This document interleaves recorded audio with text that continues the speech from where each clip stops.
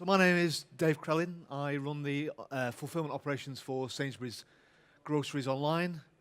We are, I think, still, by most measures, the second biggest online grocer in the country. We operate 243 operations, predominantly store-based picking and delivery operations, one dark store or online fulfillment center.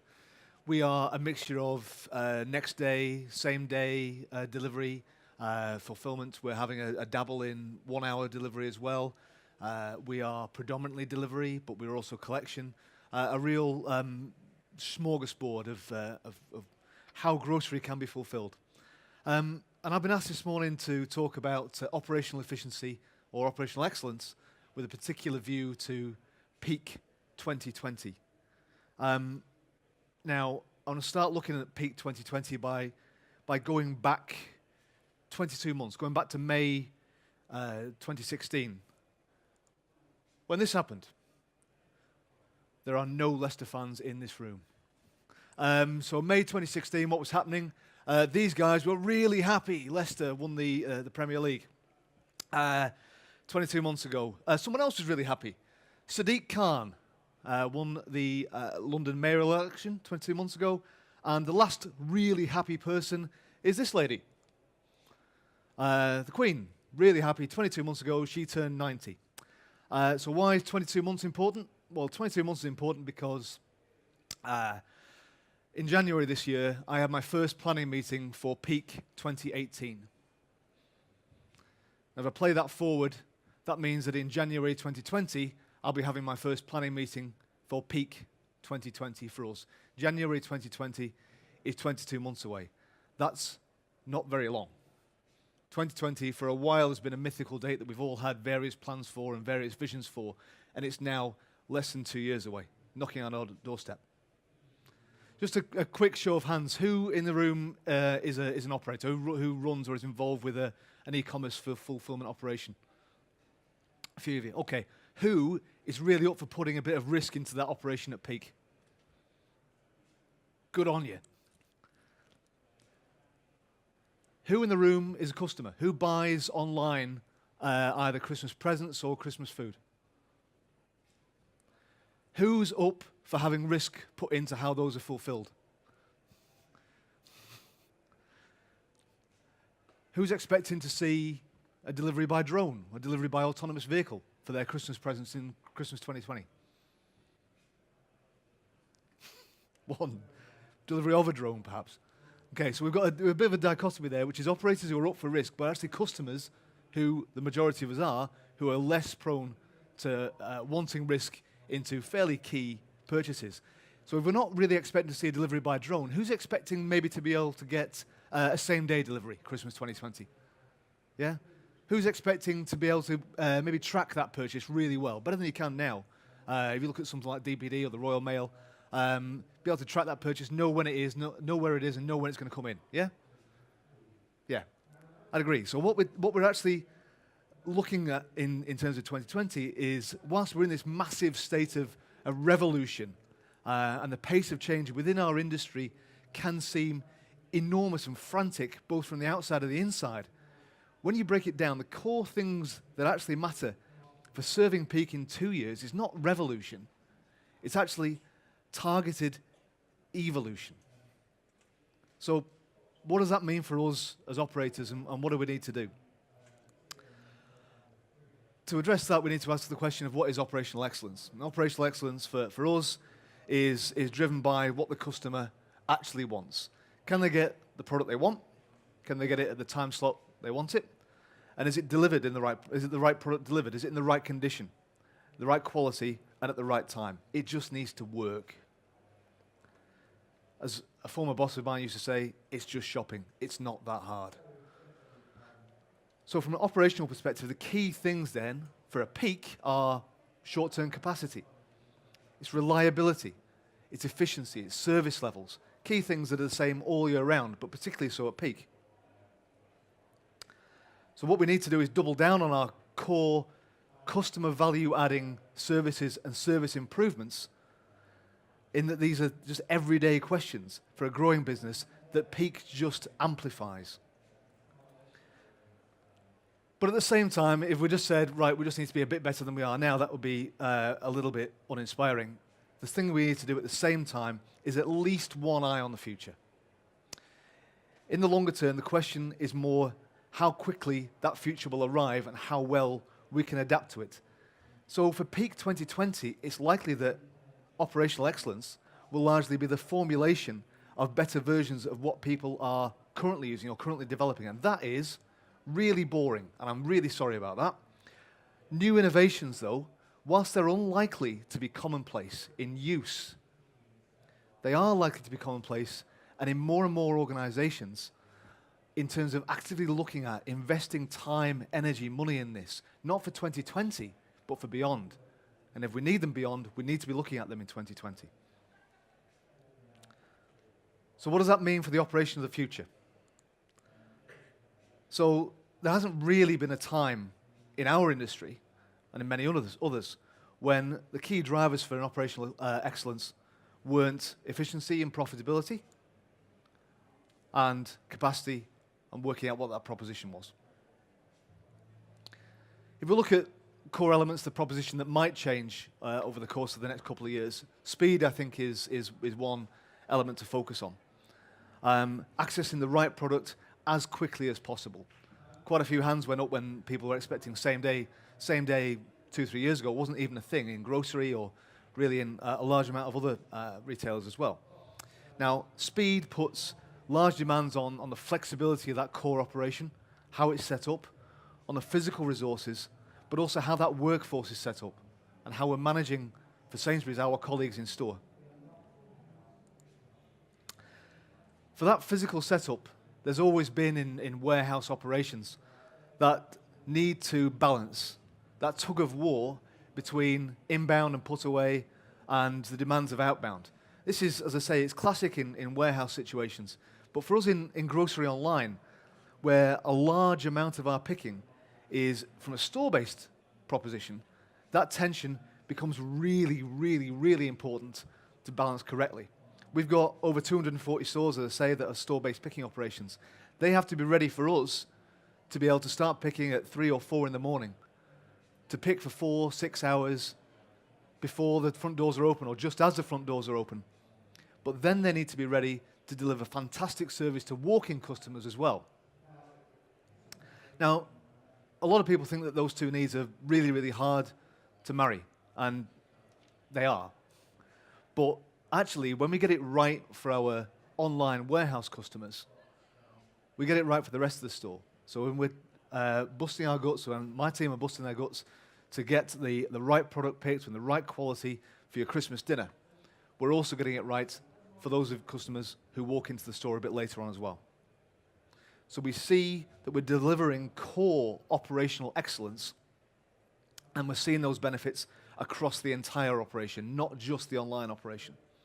We're simply adopting great operational principles and putting them into practice. So the trick then is to get that balance right, to adapt that day-to-day resource, which is delivering tens of thousands of orders every day anyway, to do something that is a bit exceptional in terms of volume, and to do it really well, as we do it every day, but especially so at peak, because it is so emotive. Operational excellence is defined in terms around efficiency and service, but also then about stretching your capacities to the accepted limits of their capabilities. The question then for a retailer is how well geared your operation is to that spike. Operational excellence is delivering as much as the business wants you to deliver, as well as you can, flirting really closely with how much you dare test your operational metrics. If we're looking at what our limiters are, then it would be remiss not to talk about drivers, because it's a fairly hot topic within the industry. We're in a growing marketplace. The demand for great drivers has never been higher. So how do we approach this at Sainsbury's? Well, again, this is a way of working that is a full-time, full-year question. And at peak, we actually just end up reaping the fruits of what we sow throughout the course of the year. We are actively investing a lot of time and effort in this resource. We are absolutely committed to employing our own fleet of drivers. We train them as well as possible. We treat them as well as we possibly can. We invest in the best equipment we can for them. And we pay them fairly for what we know is a really, really hard job. If we're relying on these guys all year round, we especially rely on them at peak. And this is core, especially in a growing business. And there are constant questions, again, around this that just become slightly more extreme at peak. And the theme here is that basically peak is the result of the work that we're doing throughout the course of the year. We can't simply turn on a resource pool of fantastic drivers. We have to have those fantastic drivers all year round, both for our core operations and to keep those customers happy. But we talked about earlier about the long-term ideas that we have to consider, either because they offer a better service to customers or because it improves how effectively we can operate. This could be a driverless vehicle. This could be a drone. It could be all these kind of things that are probably out there today that look really sexy and really fancy. And frankly, I quite enjoy having a look at that kind of thing. But I'm also a realist in that I don't think as a customer I want my weekly grocery shop flying over my village and the various fields and cows that will tread on it when it falls. I don't particularly want my grocery online delivery being delivered by drone. However, I've got a slightly different approach when it comes to my Friday night takeaway. Do I mind if my chicken tikka boona gets delivered by drone? No, I don't. It'd be quite cool. So actually, the key then is fitting the right innovation to the right part of the industry. But if we just say that drones are only for takeaways, then we're kind of missing a trick, because drones might just be for takeaways first, but they will certainly come into other aspects of e-delivery, e-fulfillment, of operational excellence as we move forward. Unattended deliveries to houses, Amazon's purchase of Ring is really quite timely. Deliveries to the boots of Volvos, for instance.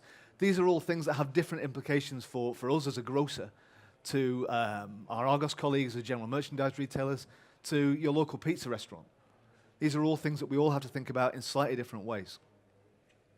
But one thing that we all certainly do have to think about within our industry is non-diesel vehicles. And this is where I abuse the fact that I'm on stage to say, please, can you help me? If there's anyone in the room that can help me with this, I would be very, very grateful. We know that we've got a whole bunch of local authorities out there who are going to introduce no-emission zones or low-emission zones. And what we really, really need here is a viable and scalable solution that allows us to continue to operate profitably and at scale within these areas. We are grocers. We sell baked beans. We are not van manufacturers. So what we're after is that best solution for those questions as how we operate these locations and beyond with scalability and the efficiency we need. So please help if you can. Can anyone help? Bugger. I'll go next door. The other way of looking at operational excellence and innovation is actually around the innovations that we have done and how they fit within that way of operating at peak. We're not alone in the last couple of years. A couple of the bigger things we've done. We've introduced same-day delivery. This is the same guy. We just superimpose a sticker on his tote. We're all about efficiency. And click and collect. Same day is a really interesting one. It's going really well for us. It's a great tool for customers. Really, really love it, and it's operating really well. But actually, that's a resource that fills up right at the very last minute. So there's a question for us all at peak as to whether we can have that resource waiting for those orders to come in at the last minute, or whether we divert all or some of that resource to fulfill orders that we know the demand is there beforehand. So that's really just adapting innovation, day-to-day innovation, to work at peak. From a click and collect point of view, click and collect's a really, for us, is a great channel, growing channel, increasingly core part of our proposition, week in, week out. But what we do know is that at times where delivery capacity is really constrained, click and collect is a fantastic capacity lever. We can get far more throughput per hour out of a click and collect location than we can out of a van driving around. So for us then, click and collect is something that we look to maximize at Christmas or at peak, just to get that throughput and to serve as many customers as well as we possibly can. So the market will innovate, and we have innovated or followed in some cases. And the key thing in all of this is what, as operators, we're choosing to invest our innovation resource in. The question that we keep posing ourselves is who's actually setting our customers' expectations? So as grocery customers, I am very aware that occasionally you do buy things other than groceries. And I really wish you wouldn't, but you do. So you as customers are having your expectations set not just by Sainsbury's or Tesco or Ocado, but actually by DPD or by Screwfix. And the very fair question, back to Sainsbury's, back to us, is, well, if DPD or Screwfix can do X, Y, Z, then why Sainsbury's can't you? And that's a really fair challenge. And sometimes we can and sometimes we can't. But going back to the real pace of change, we all know about how change works in our industry and how innovations can really, really quickly grow legs and become part of the core operation. And our business is very quickly reliant for a big chunk of its revenue on something that's relatively young. The challenge then becomes in how well set up we are as individual organizations to cope with such an innovation-heavy operational environment and a customer set who are constantly having their expectations re-benchmarked upwards. So the real element of operational excellence is not a warehouse management system or a drone capability or a nifty new contract or way of working with particular colleagues. It's a mindset and a way of working. This is not one of my kids. The question we've got to ask ourselves is how well geared up are we to either set the pace or to follow quickly where we see the opportunity? How prepared are we to fail? How ready are we to pivot, to reset and move on? As part of that, what are the financial appraisal regimes that we have in place? How accepting are they of that way of working? What are the consequences for the business or for individuals in the business of failing? And what are the upsides of learning through failure? Getting this right is beyond essential. It's absolutely not a license to throw away money on frivolities, but it should be a demand on every operation to be constantly looking both inwards and outwards to establish what the next things are, not just that we could do, but that we have to do. I've worked on both sides of, within Grocery Online, of delivering the core operational P&L, but I've also spent, as we said before, a large amount of time in operations development, looking at new systems, new processes, ways of working, that kind of thing. We all know that the adrenal rush of peak and the customer focus of peak can be absolutely all-consuming. The immediacy of getting it right in that day or week is never not vital. This year just gone, we delivered an absolutely fantastic Christmas in Sainsbury's Groceries Online. Operationally, our best Christmas ever. I was actually asked, after we did a review, as we review a lot of things, to pull out the newspaper headlines that would help indicate what a great Christmas we'd had. And this is, for me, this is what it looked like. Those operators in the room will recognize that if you deliver a Christmas peak, and that is the sum of your headlines, you've done pretty well. So I was really pleased with that. It took my boss a while to get her head around it, but she did in the end. But while we're patting ourselves on the back for being absolutely bloody awesome, which we are, we can't stand still.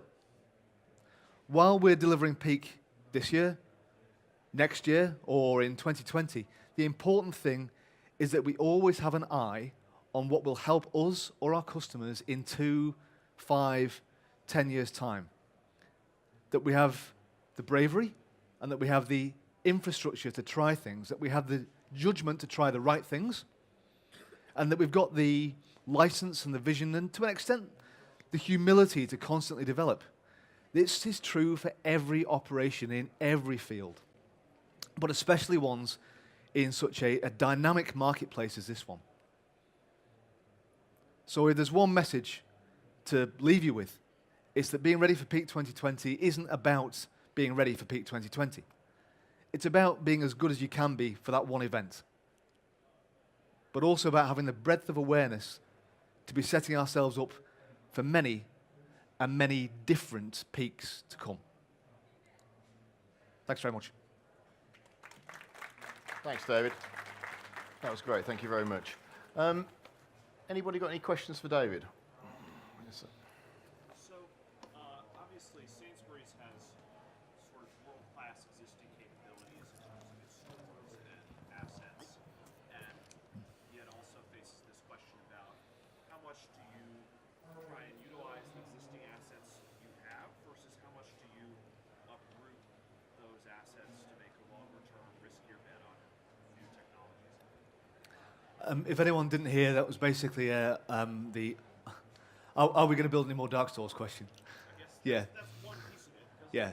So are we happy with the infrastructure we've got, the physical infrastructure we've got, or do we want to make any riskier bets? Yeah, dark stores is the obvious, is the most obvious piece, Yeah. but it doesn't have to be some of the answers. Yeah, I think we're really proud of our dark store. So it's a great operation.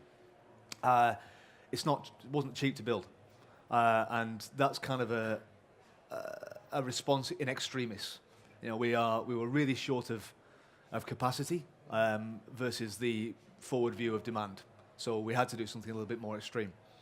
What we do know is we've got one of the advantages we've got of being a grocer, being a retailer, is we've got a fantastic store footprint.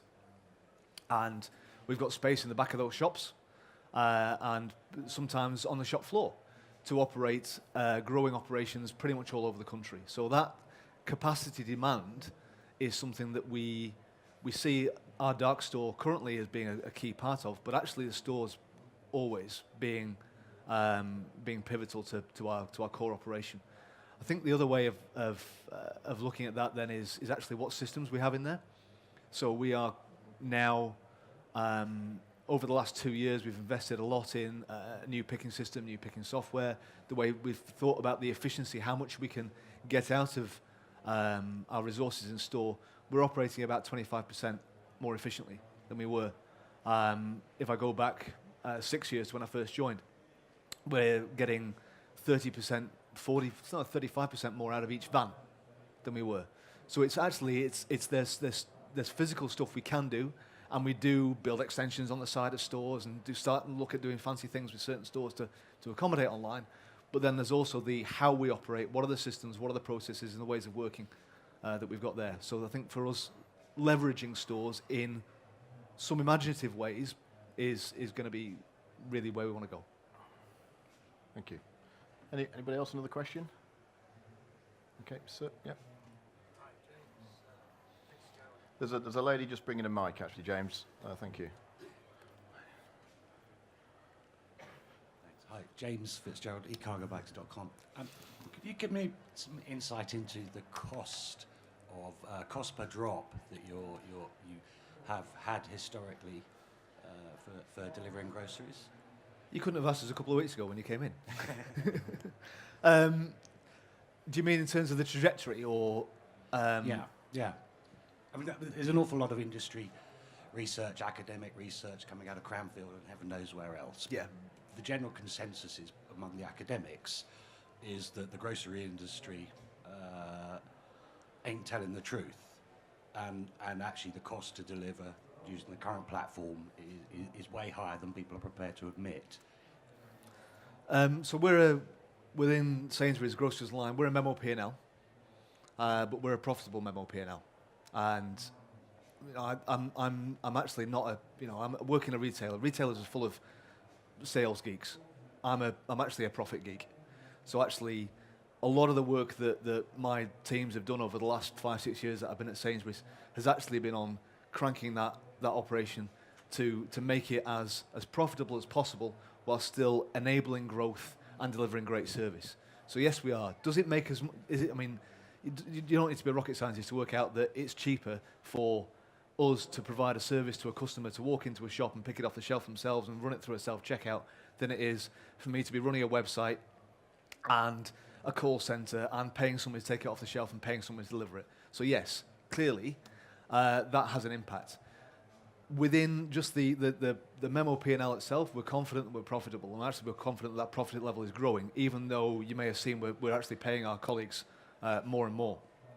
But what we also see is that customers who are shopping online with us and in store and through our convenience network and banking with us suddenly become incredibly sticky to the Sainsbury's brand. So whilst we don't consider that when we're looking at investment appraisals, actually the development of the online channel is absolutely core to getting hold of that customer and keeping them happy and with the brand for a long, long time. In terms of the trajectory, yeah, we are, it's getting tough. The marketplace is getting difficult, and we've taken the proactive decision to pay our colleagues or the proposal to pay our colleagues from September, a market-leading rate. So it's a base rate of £9.20 an hour, which is chunky. And there are various premiums on top of that for drivers or for working antisocial hours that make my P&L actually harder to hit. But even with that, with the efficiencies we can drive, and with, as we said before, leveraging that store base that we already have, then we can drive profitability. Thank you. It's all right, James. Anybody else? Yes. There's a chap down at the front here. Hi, Adam Coombs from Waterston's IT and Business Consultancy. So you mentioned about retailers being able to be more flexible, but how do you think they could work better with their suppliers to help achieve this? By suppliers, do you mean IT type suppliers, or do you mean like Heinz? Actual, for example, Heinz and P&G, Unilever.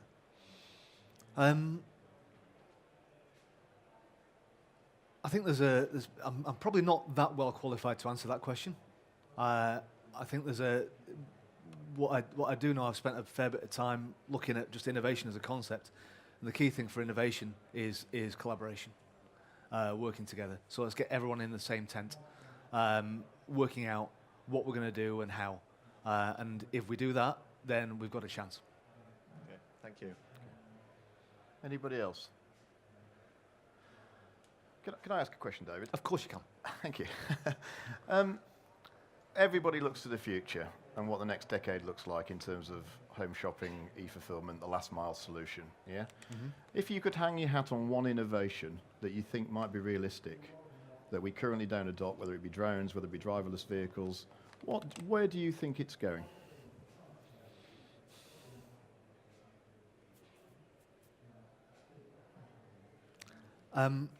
I think actually the key innovation will be really quite boring. I think it'll be electric vehicles or non-diesel vehicles, and that's going to be put on the industry. Yeah. Everything else, I think, will just be an extension of what we have now.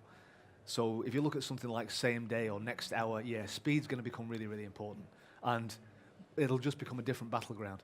We've all got to work out basically how quick we can get, how short notice we can get, while still making money.